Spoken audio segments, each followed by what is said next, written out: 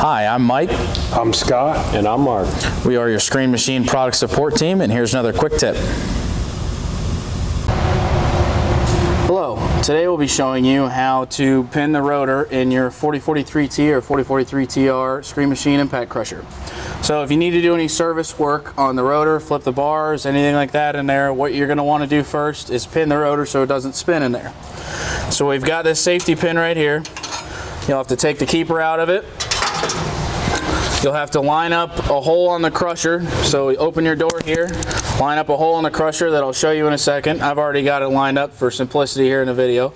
But you'll line up a hole that I'll show you in a second.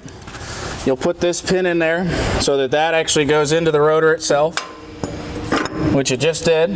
You'll know it's all the way in the rotor itself when the holes for this pin line up on the pin and the outer pipe there.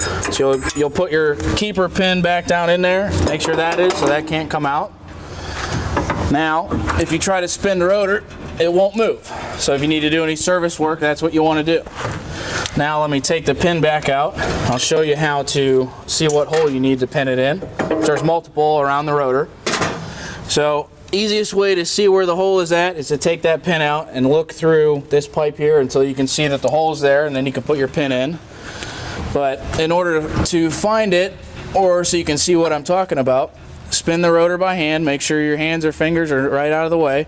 But that's actually the hole that the pin goes in the rotor right there. That'll keep it from turning. So you can see that as I spin this rotor, there's a hole like that where every blow bar is at, inactive or non-inactive. So there's 4 total that you can pin it in different positions as you're working on the blow bars. And when you're done, just make sure, shut your door, put your pin back in so you can use it next time. There's 2 holes in there. One is for actual service work, and the other is just for hanging on for transport. Put it back in there in the transport position. Put your keeper back through so you don't lose it for next time. Make sure to close your door back up and you're good to go.